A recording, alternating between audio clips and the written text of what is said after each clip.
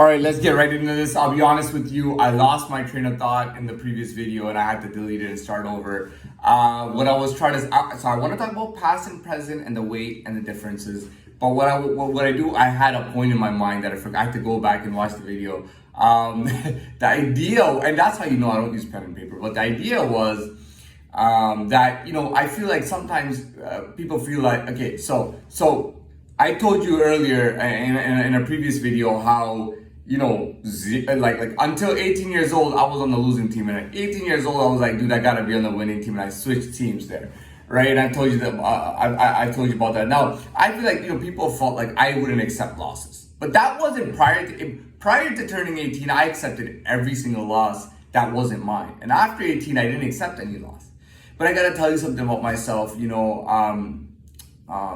gotta tell you, sometimes what I'm doing and what I'm thinking, it's always for a reason. You know what I mean? I always have something that's genuine going on, whether it's in the persona, the self, and the ego, or just in the world in general, anywhere in the world. And when I have some, and I really do think about things, and I really do things accordingly. It's not like I just choose and I do this. It's not like somebody says, "Oh, I pick you," and I'm like, "Yeah, you did everything for me." It's not like that. But even at 18 years old, I right away, like literally the day I turned that age, even formally, I went and got myself a Corona from the beer store. I had my first alcoholic beverage at El Corona at that very day that I turned 18. You know what I mean? And pretty much, and that was right away because that was my defiance. Because as a younger kid, I always talked about I don't want any alcohol. Alcohol is for drunks and crazy people and stupid people drink, just so they can get horny or something. Yeah, I mean, that's what I used to think. And I was a child at that time. Keep in mind, I was a child when I was thinking that. And what's the first thing I go and do? I go and get myself a beer, going against everything that I ever stood for or thought about. And I mean, I get myself a beer. And from that moment on, it was like, I was being instructed with the most dumbest things in the world. Some of the people, and not just in one place, like everywhere I went, school, here, there, neighborhood, everywhere, work, I used to get the dumbest fucking suggestions. Anyways, so, it was like, I had already began that process, and I was like, no, you know what? I'm not gonna work where everybody thinks it's cool to work. Everybody wants to work in customer service, go to college, get a business degree, and work at a bank or an office or some dumb fucking shit. I was like, no, fuck everybody. And some people would tell me, oh no, do trades, oh, be a tradesman, oh yeah, this is the best, you earn a lot of money right away, and you work with your hands. And I was like, no, fuck all these people, man.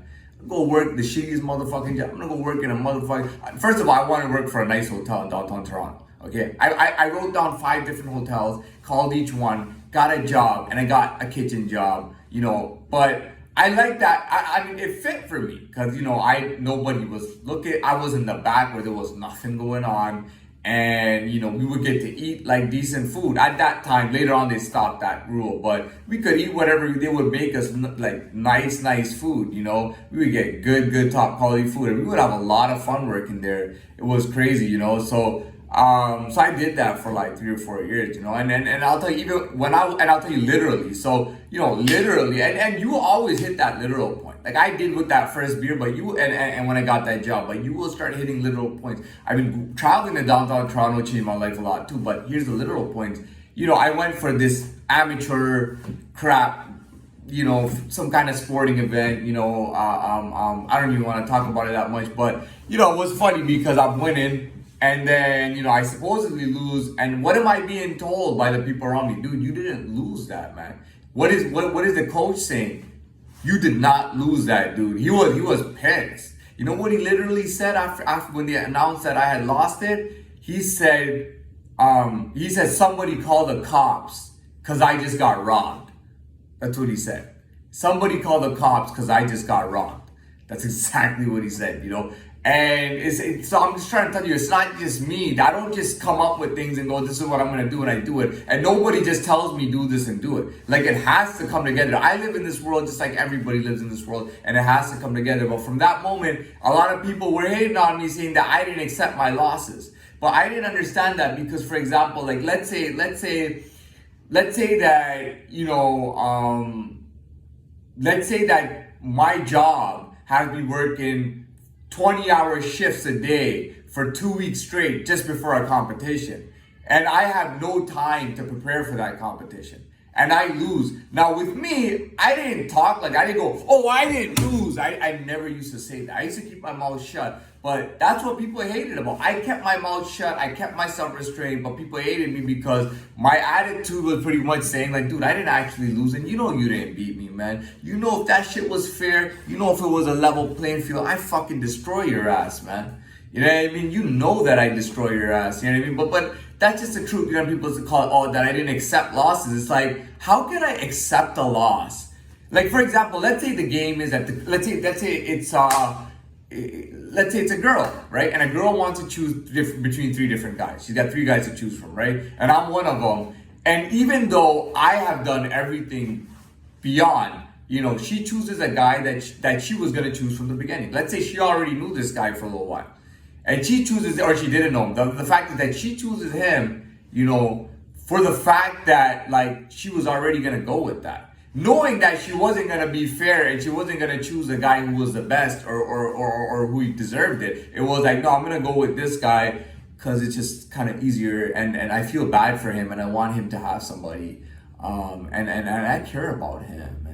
You know what I mean? In that case, I might come out and be like, dude, I lost, man. I'm telling you I lost. And people are looking at me like, what a fucking asshole, because he's saying that, but his own bravado is showing that he didn't lose, knowing that I didn't lose. You know what I mean? But that's true. Another thing I want to talk about with myself was experiences. I lacked experiences as a child. As a child, I was never anywhere. You know what I mean? They literally, and they used to tell people all the time, they left me alone. They wanted, and I don't know what the real reason was, but maybe anybody would have done that, because even at school, people would leave me alone. People would it was like 1 year out of my entire school, I was in 11th grade, and everybody wanted to be my friend, and we were going, and I was going to theme parks, I was going to even like all ages clubs, and I was really